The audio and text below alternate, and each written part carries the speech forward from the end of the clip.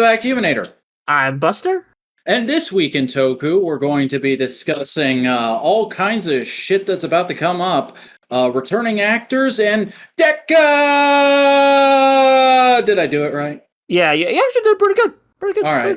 Great, good. How the fuck have you been, Buster Corp? Lazy. I'm supposed to start writing the Ryuki script today, but I didn't. Fantastic. Maybe I'll write. Yeah, maybe I'll write it later. Who knows? I finished the show though. I'll talk about it later. All right. Oh, I forgot to put it on the document. But anyway, how are you doing? I'm in kind of a similar place. I didn't get any work done on my next video done this week. I didn't watch any Kamen Rider Black this week because life's been kind of kicking my ass, and I've been trying to just climb out from under it and reorganize my timetable so I can be better at getting shit done. So I don't know. Maybe things will be better in the next week, but this is a bit of a get through it week, which is fine because we don't have a whole lot to talk about. It's mostly just preparing your butthole for the next week. News is very light. We had a bit of a thing happen, but not much. It's like a lot of the companies are holding things back for reasons we'll get into in a little bit. But before that, everybody, if you're listening to this podcast, if you regularly listen to this podcast and you enjoy this podcast, please do me a favor. If you're listening on YouTube, give us a like, comment down below, subscribe, and click the bell in order to enable notifications and get all of our podcasts as we put them out here at Modular Media. We do have aspirations to do bigger and better projects in the future, but right now we're mainly a podcast network. We have this show where we talk about tokusatsu. We have Modular Components where we just shoot the shit every week. Sometimes there's a guest. We have the No Prize podcast where we talk about comic book related things, and we have No More Games. What the fuck happens on No More Games, Buster? Maybe it won't happen anymore. Stay tuned. You have to think about it. Oh dear. Yeah. Goodness. Oh golly. Well, in the meantime, why don't you follow us on Twitter at the Modular Media and join the subreddit r/Modular Media. And if you like listening to this on podcast, or if you like listening to the shows on the go, look for us on your favorite podcasting platform, because in all likelihood, TWIT at least is there. Yeah, like it's on Spotify. Yeah, it's on Spotify, it's on Anchor, it's on SoundCloud, it's on Hoopty Doopty Fricky Loopy, whatever that is. Yeah.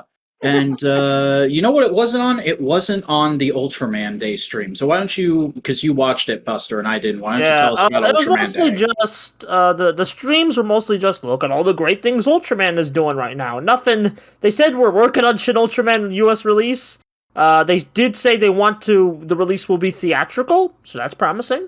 Oh, right. Just as I got back from 4/4 and decided I fucking hate theaters. I don't want to do this anymore. Yeah, it is good. Like, we already knew it's going to be in film festivals, but like, just there's like all sorts of film festivals, and I don't think we're going to get into like maybe in September, because Dragon Ball is going to take up like the international US for August, because there's a new Dragon Ball movie coming to the US in August, so that's probably going to like be big. Oh boy, what's Goku gonna do now? Is he gonna turn into Ultra Super Duper Mega Shark Attack? It's actually a Gohan and Piccolo No, it's actually a Gohan and Piccolo focused movie, from what I know. Goku is in it doing things, but it's like mostly focused on Gohan and Piccolo, from what I hear. I literally don't care. I was trying to make a joke about Dragon Ball. It's a lame joke, though. Like, you're a lame joke. I know, but at least I'm not overdone. But speaking of things that might be overdone at this point, Power Rangers spoilers in other countries, am I right, fellas? Yeah, fucking Dino Fury is having international airings, so... Yeah, I've already seen one screen cap. I haven't seen it. I have luckily not seen anything, because I don't follow most... Yeah, I don't follow. It just randomly came on my feed, and I'm like, okay, I guess that's happening. It's nothing I hate, I will say. It's nothing I hate. It's something I'm indifferent to. That's all I'll say. But yeah, Dino Fury is probably gonna finish up in like Spain, Spanish-speaking country, not Spain. Mexico. And we had an internal discussion about this. Since it's not in English, I don't care enough to find torrents and watch the early stuff. If it airs in Britain before we get it on Netflix, I might watch those airings. But as it stands, I'm not gonna just watch something where I can't understand the dialogue, and I'm not gonna watch subbed Power Rangers. Look, I already did earlier with like the first season of Dino Fury, and I got like gems like Naughty Laugh. I still have Oh, some of those screen caps from the French subs, not French, English translate to French. It was amazing. But anyway, well, good for you. yeah. Also, happy 7-Eleven Day. Did you get your free Slurpee? No, Okay. that was a complete non sequitur. I'm just reeling from that. Wow. Talk about the SDCC. Well, first of all, before that, I did want to say, Buster, are you still not up to date on the Power Rangers comics? I am not. Okay. I know we normally don't talk about comics on this show, but there was a Dino Fury connection in the latest issue of Mighty Morphin that made me do a double take. Was it good or bad? It's the last page reveal, so it's going to depend on how the next issue goes. Okay. I judging by the Boom comics at this point, I'm guessing mid. Yeah. If you listen to the No Prize podcast or rather watch it live, you'll already know what that is because I told it to Boingo Writer and he was like, "What the fuck?" Okay. I'll look at the VOD later. Yeah. But before we move into the news proper, we need to talk about the fact that, hey, there isn't a lot of news this week. Why is that? Well, that's because the first proper San Diego Comic-Con since 2019 is going to be happening later this week. I believe it's Thursday through Sunday. And we really don't know what exactly it's going to look like. The only company I know definitively will have a presence there is Hasbro, and there will more than likely be a Power Rangers panel of some sort. G.I. Joe and Transformers have already announced panels. I'm sure Marvel's going to have one, and I would not be surprised if we get ones for Power Rangers and Fortnite as well, just Okay. because that's the way Hasbro tends to do things. There is like an actor panel, but I don't think that's like brand related. I'm pretty sure there'll be a brand related panel announced at the later date. They just need to get like, oh, okay, are you coming? Are you coming? You know? Yeah, definitely. Uh, And basically, we should expect some kind of significant news out of this for Power Rangers, potentially other things as well, just because of the recent pushes we've had for Toku in the United States. We did just have Ultraman Day, so I don't know if Subaraya is going to have anything there. Like, they just did a big news dump.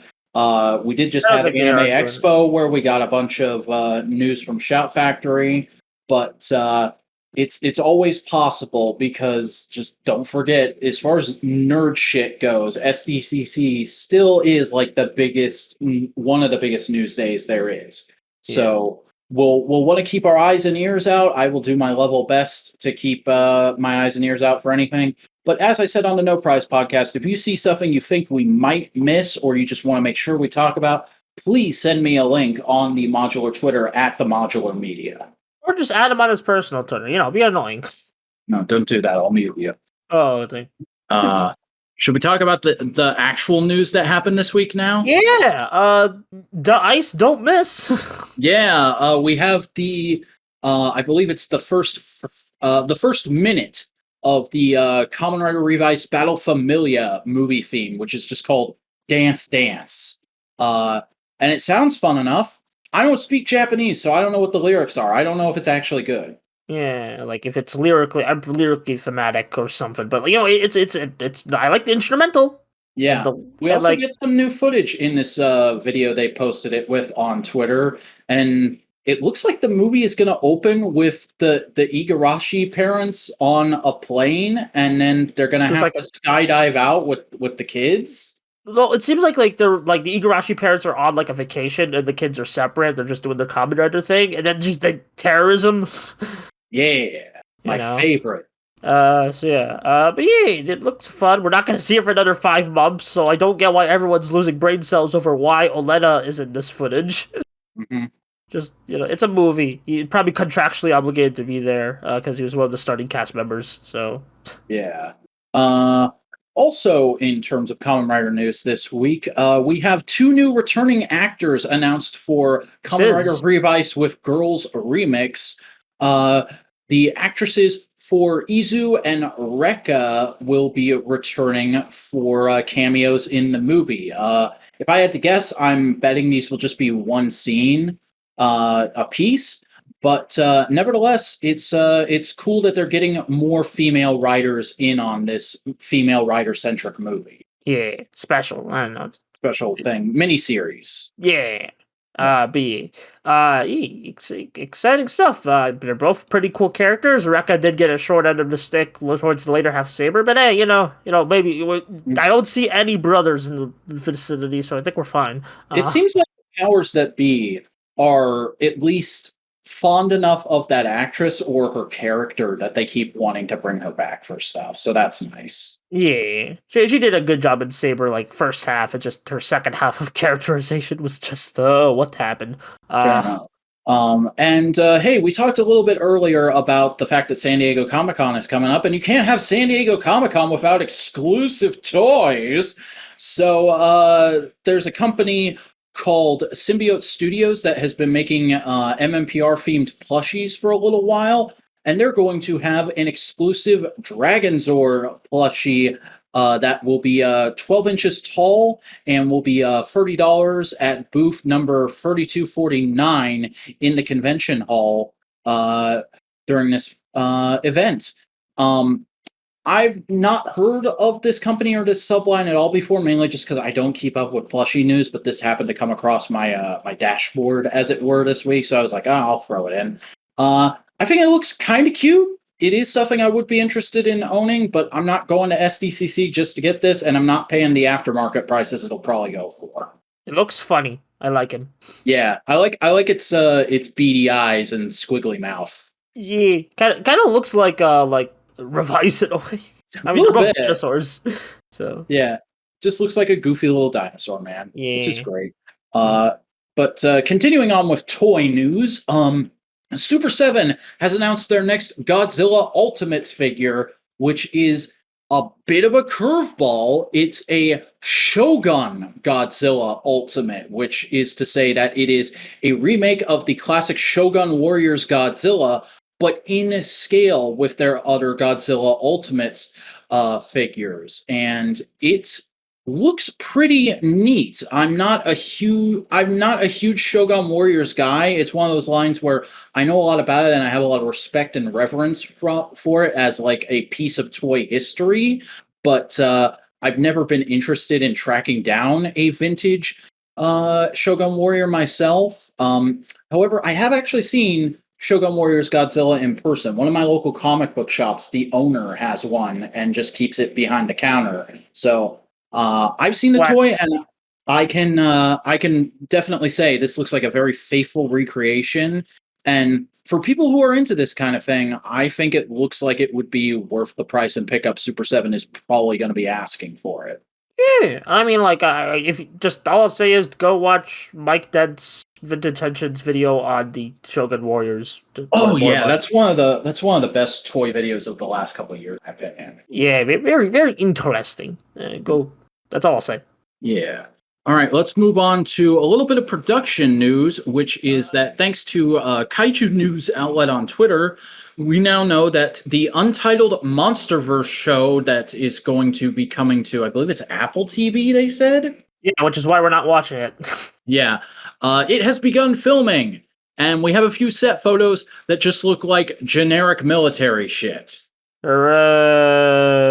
Yeah, I normally don't talk about set photos for anything, but like it's this whole project to me is just so bizarre. Like the fact that we don't know anything about it except it takes place in the Monsterverse at this point. Like normally by now we'd have gotten like a logo and maybe a couple of plot tidbits to get us interested and like be excited and that kind of thing, but it's just there is a Monsterverse show. It will be on Apple TV. Please be excited. And I'm like, that's literally nothing to be excited about. What the fuck is happening with this franchise? Excitement. Yeah. Oh boy. But we'll keep updated to this as best as we can. I'm just bored. I don't want to talk about that anymore. I don't even care. Maybe if a trailer comes out and it turns out to be like the greatest cinematic achievement since. Yeah, if the trailer looks super cool, I'll probably gain it through non-traditional means. But I'm definitely not getting Apple TV to watch a Monsterverse show. Yeah. I'm not even prepared to get Amazon Prime to watch Black Sun later this year. Oh yeah, I need to figure out what to do with Amazon Prime. Thanks for reminding me. Yeah. But let's get on to our final news item for this week, which gave me quite a bit of grief trying to track it down because it sometimes takes people forever to post about this kind of stuff or post proper articles. So just grab the original tweet.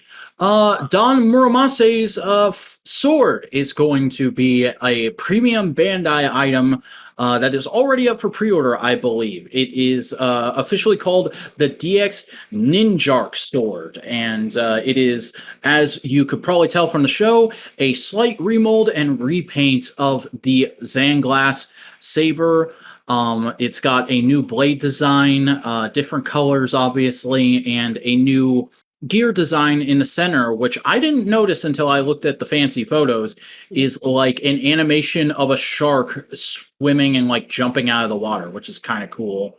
And the most interesting thing about this is not any of those details, the fact that it's going to have the sounds we've already heard in the show. Like, you're going to be able to do the transformation sound, you're going to be able to do some attacks, you're going to get the alter sound.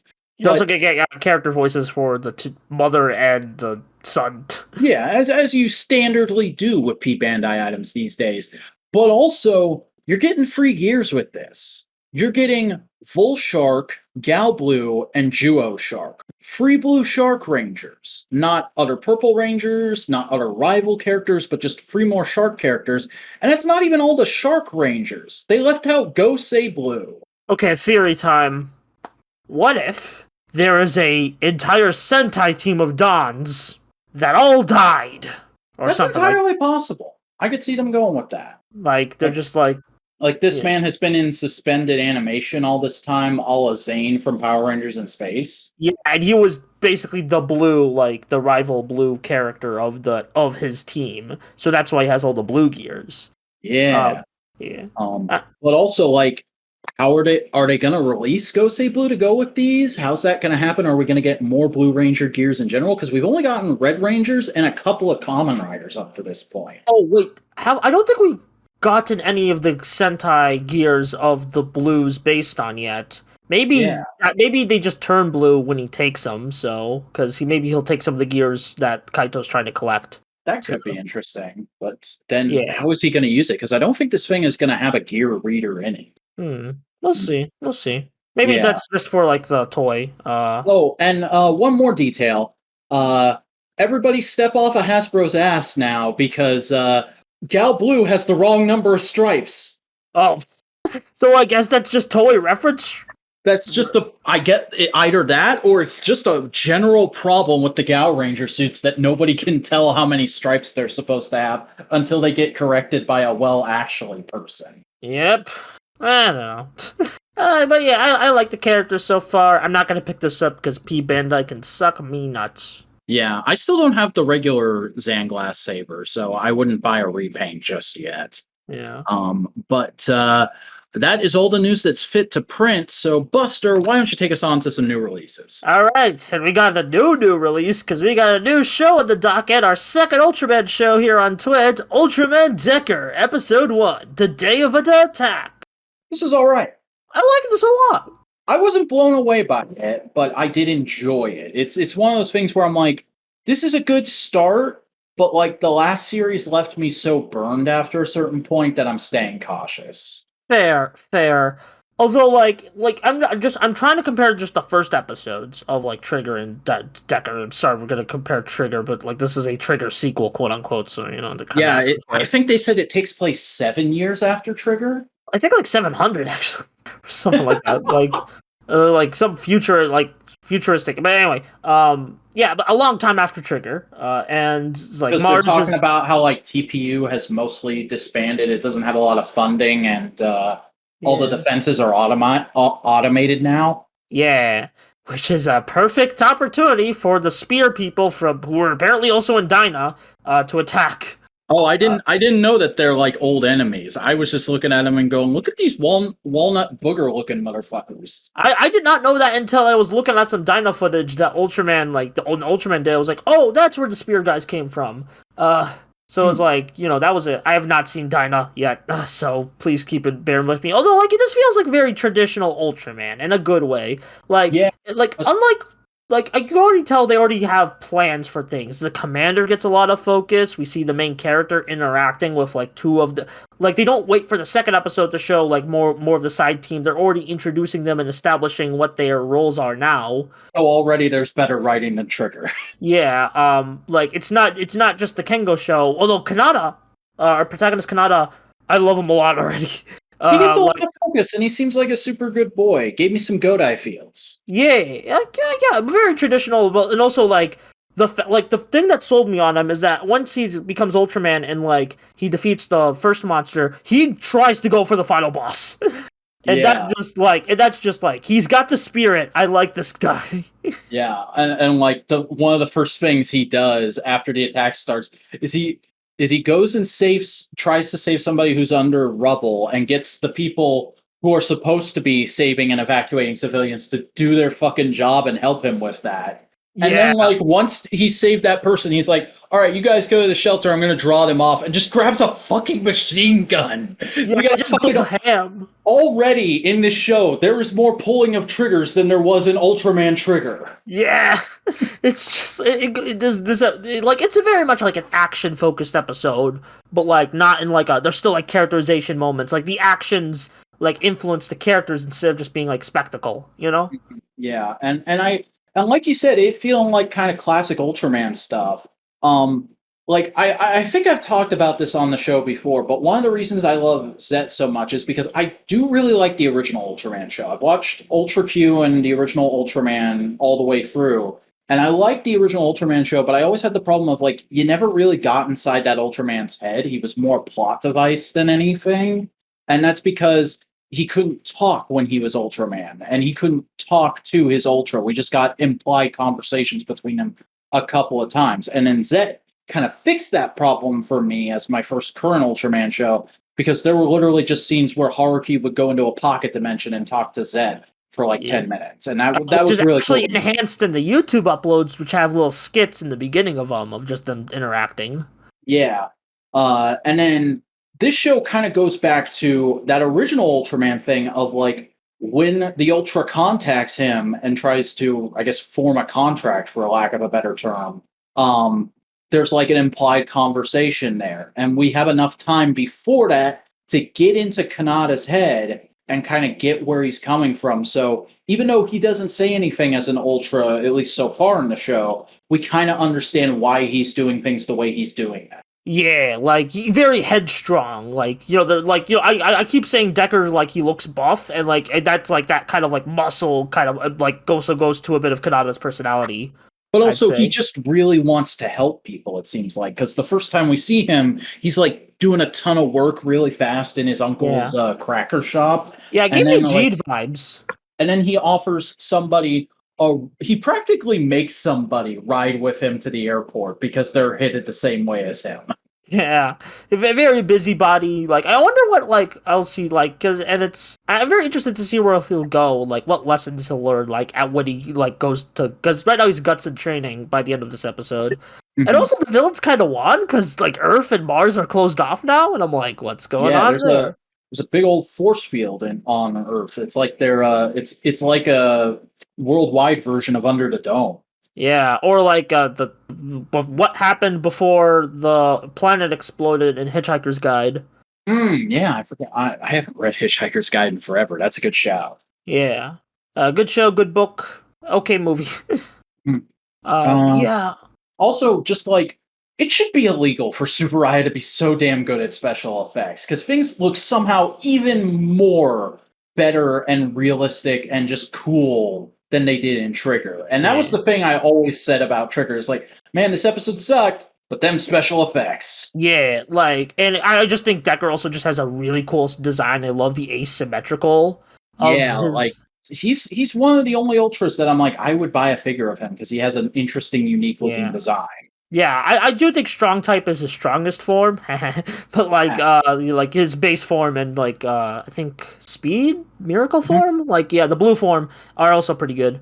Yeah. Um, Also, neither are as much of a banger as Trigger or Zet's themes, but I do like the opening and closing themes in this show. Now that I've heard them in context. yeah. The opening music video is like an exercise video, and it's so fun. Yeah. And it's like again, it plays into like Decker being like a buff ultra. You Mhm. know. It's Ah, really interesting, this show. Like the only thing I'm still like I definitively don't like is the freaking the changer. Like the and a few other aesthetic things here and there. Like yeah. I've it grown on the changer. I mean, I was already like one of the people who was defending it, but like. yeah. It's not a design aesthetic I typically like anyway, but Yeah.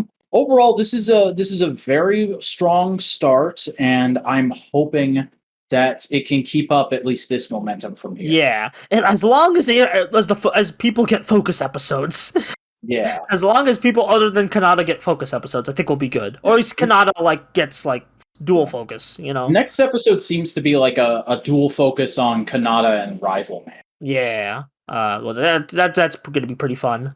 Yeah. And also the captain gets a lot of yeah, we didn't really talk about him a lot, but he gets a lot of characterization as this very competent and very imposing guy. Yeah, there's that whole scene where he's talking to like that Mars lady about Yeah. how like the military has sort of declined, and like that's both a good and a bad thing. Yeah, Like it's just the nuance. He's a very cool guy. I already liked his actor, because he's been in Sentai and Rider before. But he's very what his character is very well played here. yeah, he does a good job at playing it, and I also just really like that dialogue because it's a great example of like commenting on something political without overtly feeling like you're reacting to something that was just in the news. Yeah, very It's like broad. this is a general idea that we want to explore in this show because it's something that's on the mind of the writer. Yeah, it's a very general just worldwide I Mhm. think yeah. Well, also kind of specific to Japan because they Yeah. don't really have a military these days, and they haven't in a very long time, and Mm. that's something that tends to get talked about in a lot of like more political national Japanese media. Like there's a lot of undertones of that in Shin Godzilla, and Yeah. from what I've heard, there's also going to be a little bit of that in Shin Ultraman. Yeah, very very excited. Man, I can't wait to see Shin Ultraman. But yeah, Decker, pretty good. Hope it Yeah, continues. definitely. Yeah. All right. Revice time. Episode 43. The everlasting ending and beyond regrets. This was okay. Mid. We really need to get you off Twitter. I'm barely on Twitter anymore. Okay, good. It's just like that's the only thought I have any, except for last week where they pulled out a frickin' ace from their sleeve. This episode and like the last few episodes and beyond that felt pretty mid to me, and like like there's cool stuff happening here. Like I like the final address. Oh god, I can't remember his name, but George's dad. The final address he gives is a good scene. I like the scene where Hiromi and Daiji are talking to each other while looking at the wreckage of the helicarrier. But then over demons, fucking Hikaru, yeah. the fucking 2010s Roman Reigns of this series. Please elaborate for the non-wrestling fans. He's always there. They always try to make him feel like a bigger deal than he is, and clearly nobody actually cares about him, and they're actually breaking the rules of the in-universe powers and the story in order to give him bigger moments than he deserves. Like, Oh yeah. he's gonna take out a Kaishi, and he's gotta take a minute to build up all his power so everybody hold him off, including Iki, who is more powerful than Over Demons right now. Yeah, and not to mention the whole Genokes thing. It's a small I really shouldn't be I don't like doing power scaling, but how the hell is Hikaru maybe I just don't care about this character. I was never endeared to him. He just kind of came out of nowhere just being okay, I am a big deal now. Let me have the over demons, and I was never maybe if he had a more entertaining personality I'd like him. And I don't And know. that's the other reason why I compare him to Roman Reigns. Because, like, Roman Reigns is over now because he's playing a bad guy. But when Roman Reigns was first a big deal or was made to be a big deal, he was a good guy. And nobody wanted to accept it because it didn't Samoan dynasty of wrestlers. And here, that feels very much the same. Like, oh, this character comes out of nowhere. He was, what's her name? The sister. Which sister? I don't know. Iki's sister. Simpin. Janine, not Janine. Sakura. He was Sakura's bodyguard slash simp for a couple episodes after spying on the Igarashi family for a long time. And then all of a sudden he gets handed a driver by his dad. And then we start trying to force in a tragic backstory while the main story is happening. Like, it just feels like you're doing everything in the wrong order and none of it is earned. I can't believe they finally did it. Kamen Rider made a suit as trash as it's writing. That's a bad joke, but you get what I mean. Like, you know, the book. I don't have to judge the book by its cover because it's the same. Like, I know we've ranted about this character a lot in like the last 10 or 15 episodes, but I am just so fucking sick and tired of him. And if this is the last cool, quote unquote, cool big hero moment he gets in the series, it'll still have been too many. Yeah, why him? Like, okay, fine of the development. Like, if they want to give him development, fine. I don't think it's good development, but fine. But like, I just don't. Why him? Like, Takami in his debut episode, Tamaki got more like endearment. Yeah. Oh my god! Again, to go back to a thing we've said a whole bunch. Why the hell did Hikaru become over demons when Tamaki was right fucking there? Yeah. And we already loved it. Yeah. Man, I don't know. Maybe this is just but I did like the thing that really this episode was just, besides the Hikaru thing we've been complaining about all show, it was just okay, but I did like the ending where like Holy Live just headshot like Akashi. That was pretty dope. He shoots him in the shoulder, but yeah, it's looked like a headshot. The whole episode is like a build up to a Daiji face turn, which is nice when we actually get bits and pieces of it. Like, that's the other thing that I do find kind of funny. They spend all this time during the latter half of the episode building up to Hikaru fucking building up the spirit bomb so he can take out Akaishi for everyone, and then it doesn't kill Akaishi all the way. He's like slowly fading out and holding on, and then Daiji's like, God, fucking just let me. Yeah. It's maybe it's a meta commentary that Toei's trying to make this thing like a Karu thing to sell more premium Bandai items. I don't know. That was a conspiracy theory. I don't think that's actually true, but no, I am rather annoyed that it looks like in the next episode there's going to be another big Iki Daiji fight. Yeah, it's probably gonna be brief just at the beginning though. So yeah, because that's the other thing is Daiji fucking asks to form a contract with GIF, which I hope is like some kind of attempt to lure GIF into a trap. Yeah, maybe that's. I don't know what's gonna happen in the Revice anymore. I'm just kind of like, you know what? I got my veil conclusion. Let's just see where this goes. Yeah, let's see how this all shakes out. Yeah, we're gonna play both sides right now, so that hopefully we come out on top. Yeah, we're just gonna be the centrist. Yeah, but we're not centrist. We're pretty extreme opposites on Dawn Brothers. Hey, episode 19. Hello, Ghost. Oh my god, Kamen Rider Ghost is back again. This is the worst fucking show ever. I hate my life. I'm gonna kill myself. No, I'm joking. I actually really like this episode. Yeah, very cute. People are calling this the most traditional Sentai episode. I'm like, where are you smoking? This is I guess, but... They don't even blow up the monster. They break the format of their own series. There is a unique monster design in the show, but it's not related to any Sentai. They don't get a new gear at the end of this episode. I think it's the Go Under monster. People are saying. Like, they just didn't show Kaito getting a gear. Well, hopefully, if that is the case, I think they're going to need to show Kaito putting the gear away at the start of next week. Yeah, or something like that. I don't know. At least that's what people are saying. I don't know, or just like show it eventually. 'Cause when he says, "I got all the Sentai gears," all right, bye. That's what I assume Kaito's gonna do when he gets all the Yeah. Sentai gears. It's gonna be like episode 45. The baddies are mounting a big attack, and they're just like, "Will you turn into Zen Kaiser Black and help us in the final battle?" And he's like, "No, I got what I needed. I'm leaving." Yeah, yeah. Just be like, and Zen Kaiser Black went back to his home. I think Kaito does get a great moment in this episode when they're trying to like cheer up the ghost girl. Like and it just we're just in this fabulous outfit and it's just everyone's Yeah. swooning over it. That was great. It's Also, like the first time we've seen him outside of that cafe in forever, and it's the most hilarious, like the most Zenkaiser feeling moment in this show so far, too. yeah. Also, like Inu brother gets petted. That's nice. Yeah, I was like, oh, this is somebody's fetish.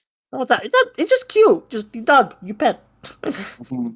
Just doggy, you know. Yeah, but no, like I really like this episode. Outside of that sequence, like this feels like a genuinely like not scary but kind of charming ghost story, and I really dug that because that's very different for Sentai. Usually, if they do spooky in Sentai or even Power Rangers, like it's very scary right up until the last second when it's like, oh, it was a monster mash the whole time. We're just gonna beat it up now. But this is like, no, it's a legit ghost thing. And the way you solve it is by doing a traditional ghost thing of helping them solve their problem so they can pass on. Yeah. Yeah, it's very, very interesting, and I do like. We also get what else? Something on my mind. Oh yeah, we get another Don Masamune fight just in between Mm. with Jiro. That scene was really funny to me because it just felt like, with how separate it was from everything else in the episode, it felt like one of those scenes you sometimes get in Power Rangers where it's like, oh, we already introduced the Sixth Ranger, but this episode we're adapting is from before the Sixth Ranger, so let's just shoot an original fight with him over here. Yeah, I can kind of see that. I just think it's just well, we introduced him already. We got to keep him in the plot, which Mhm. valid. I'm very, very interested to see where he goes. And it's just like very cute. Like it's very cute, yet like apparently Shirokura cried twice. That's what I wanted to say. Wow. Actually, Shirokura cried twice, and Inoue was like, "I can make it darker." From like because That's they like I just love those little post episode like little like comments they've been putting out. That's great. Yeah, I need to start keeping up with those. Do me a favor after the recording, point me in a direction of where I can I keep have up with no those. idea. I just find them on my timeline randomly. Oh, okay. Well, yeah, no, that's great, and like I like how creative Dom Brothers has been feeling. Like, despite me not liking some of the more deep in a isms, like I do like how much this show is doing to get away from what you expect from Sentai. Like Yeah, right now, in a traditional Sentai, we'd be towards the tail end of an introductory arc for the second Ranger or the sixth Ranger, excuse me. That's like making a big deal out of establishing their character and giving them a bunch of dual focus episodes with other Rangers. But no, it's like he's here, he's doing stuff, but we're also doing very different plot of the weeks every week, and I love that. yeah. It just feels a very like creative vision. I don't like using auteur because it's clearly not auteur because you still got to sell the toys. But it's Yeah. very like Inoue is driving the show where he wants with the plot, and it's like Mhm. he's like, and Ben does like, hey, can you promote this new toy? He's like, sure, I can think of an interesting plot line for this. I know like some And people are complaining that there's like a lot of overarching plot lines, but I actually kind of like that. Like I yeah. think that's And uh, overall, I just like that. Like, there's this overall feeling that even though he's doing the traditional stuff quite a bit, it feels like when they contacted him from this show, from what I know about his other work, it's like he woke up from this long slumber he's been in ever since Fies and just went, "I will create new tropes for myself." yeah, it's kind of like he's just kind of been vibing, like I'd argue like Fives might have been his magnum opus of some kind. Mm, Uh, maybe I don't know. I could be wrong. I need to rewatch Kiva. Kiva's very experimental though, so yeah. uh, so I'd say like Fives is probably like the most good. Not good. I don't like saying that because, but you get what I mean. Like Fives is like Inoue at like his peak, in my opinion. Or one of his peaks. It just you get what I mean. But I yeah, I do kind of understand because I didn't finish Fives, but I got far enough into it to feel like I had a good feel for it. And I haven't watched any Kiva, but I've heard some stories. Yeah. Like you either really love it or really hate it is with Kiva. Again, it's a very experimental season. I'd argue it's more experimental than Decade, but that's a story for another day. But yeah, Don Brothers, pretty good. I love it a lot. Like, it hasn't missed, even if like little things, but just like it doesn't miss in like a major way where I'm like, this is a bad episode. No, I'm enjoying myself every week. Super fun. I would say I would say I haven't enjoyed a Toku that long, but that's a lie because Zenkaiger was last year. Yeah. And that was like, but that's I enjoyed them for different reasons, which I think in a long running franchise, that's pretty good. Yeah. Okay, old stuff and toys. I actually got stuff to talk about. Yeah, go for it. Ryuki, I watched it. I finished it. Might Better than Dragon Knight? Yes. No contest. No contest. I like Dragon Knight a lot. No contest. It's way better. And I think it all comes back down to characters. Ryuki has these. I'd argue it's the most like I know Inoue wrote episodes for Ryuki, but he didn't like do a main head writer. But it feels like Inoue did have a lot of influence in some ways, but like also it's a Kobayashi. It's like it's a co-production between two of the most like famous Sentai writers, Toei Toku writers. And it's just you can really just see like both of their ideals bleeding from that in like the best possible way. And just the characters are super fun and likable. You got Taoka, no, what was he called in? No, he's called Torque in Dragon Knight. Let me pull up the Ryuki wiki page. Zolda. I'm gonna pull up the Ryuki wiki page anyway. I remember because I really liked his design when I was first watching Dragon Knight, and I was like, what's the figure art going for right now? And I had to look up his Japanese name. Yeah, Kitaoka and his butler Goro are super fun characters. I don't understand how Scissors became a meme, but I'm okay with it because I'm like, yeah, that's a funny thing to make a meme out of.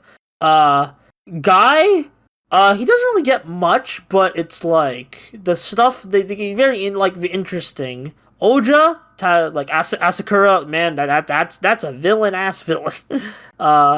And Emperor is like one of the saddest stories in all. Kamen Rider Emperor's like 2 to 3 episode arc is one of the saddest stories in all of Kamen Rider. Not gonna lie, it hits hard. I'm not gonna spoil anything, but oh boy.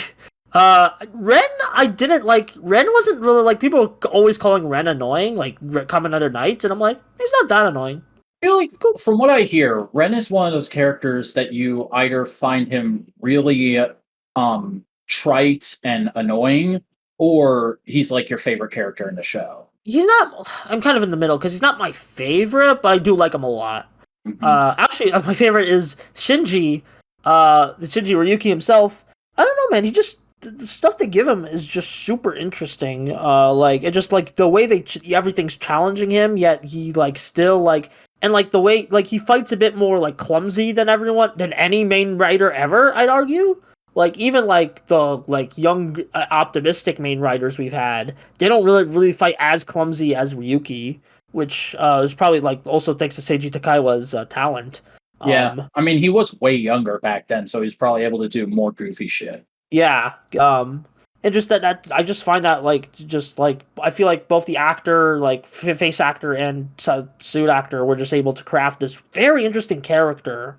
Main character, and I'm like he's like, and I feel like he complements like this character Shinji would not work as well with the Rider War setting because this is kind of a character you kind of who kind of like I don't know, like it's he's challenged by the Rider War, and it's like Riki's a very thematically complex show, so I don't got everything, especially if I'm not scripted, so I'm kind of going all over the place, so.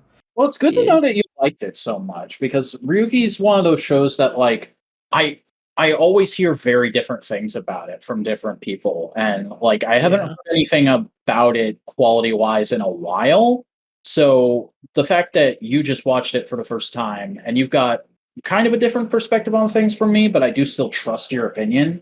The fact that you feel positive about it definitely makes me feel more keen about checking it out sometime soon because I have always meant to. It's just like if only to just see where a lot of the Rider War tropes come from. Because even if whether you like it or hate it, Ryuki's an important show in Kamen Rider, and like it's basically the reason like it basically redefined the franchise for a whole new generation. Yeah, like I remember when Gaim was on the air, and everybody was like, "Oh my god, this feels like Ryuki's back. This is so great." That was like a thing I heard a couple times towards the end. But I can kind of see it. But no. Ryuki is way more deaf. Although I will say the deaf isn't as evenly spread out. Like a lot of the major ones do happen towards the end. But still, like Ryuki's just, I feel like a lot of characters get axed off quicker in Ryuki than Gaim. And a lot of characters in Gaim get revived anyway, so. Fair enough. They probably didn't have a huge budget for suit actors back then. So yeah, I mean, like, especially because one of Ryuki's original plans was 50 writers. Jesus. Yeah, like a writer every episode, and I'm like, you would not have a monster budget. Oh, we think they have trouble coming up with good sounding Kamen Rider names now. Imagine how much worse it would be if they had done 50 writers in one show back then. Yeah, although then again, like they say there's 13 writers in Ryuki. Not all 13 show up in the main show itself. Isn't FAM a movie exclusive? Yeah, FAM, Ryuga are an episode final. Verde is in the TV special. And then they made one for Decade, which later appeared in Rider Time Decade for like Rider Time Ryuki. I've not seen any of the alternate endings. I will get to them. I want to get to them soon because I think I feel like that's what what Ryuki enticed me with originally, just the choose your own ending. Although, like, okay, Ryuki's ending on paper, I would hate it, but in execution, actually seeing it, I'm like, I can vibe, you know? That's interesting. You probably already know what it is, but like, just I know the spoiler, and I mainly know it because back in the day, I followed a Kamen Rider Confessions Tumblr. If anybody remembers Confessions Tumblr accounts, when those were a thing, and I remember one of the first posts I saw from that is like, Ryuki's ending is terrible for these reasons, and I was like, oh, thanks for spoiling the ending for me, buddy. Yeah. Like I do know, like I will say, episode final initially like sounded like the best ending, but like I don't really care. So I'm satisfied with the TV ending. Maybe I'll want to watch the specials eventually. I feel like Ryuki's like the only Kamen Rider series where I'm like I want to watch the side content like as much as the main show, just because it's very interesting. Just like it's not just here's extra bowl on top of your already existing Sunday. It's like no, there's like other Sundays within it, you know. If that makes sense, I don't know. A little bit. Yeah. It's a bit more beefy, and I really hope Shout Factory releases it on Blu-ray inevitably. And also, I just find you're going to hate me whenever I get to my next Rider series because we're doing Fives next. I think. Oh, Jeebus. Yeah. For anyone's asking about Blade after Fives, I already have a Blade script I could like base my Blade review off, so I think I'm good. So yeah, sure. I'm not gonna pass up an opportunity to rewatch Blade, but like I'm not gonna like document it like as much as the Fives. You should. You know what you should do? What? Just put all the episodes and put like the number of episodes in a random number generator one day, and just watch a bunch of random episodes to kind of refresh yourself on the feel of it. Yeah, that's a good idea. At least like the first 5, probably. Yeah, first 5, 6 episodes, and just not even like watch episode 1, 6, 32, 17, and 40. That's a random number. Yeah, that's what I mean. Like just bounce around so you can kind of remember things. Yeah, that's a good idea. Yeah, that's probably a good idea. Yeah, that's my Ryuki blabble again. Can you tell I don't have a script? Yeah, it's all right.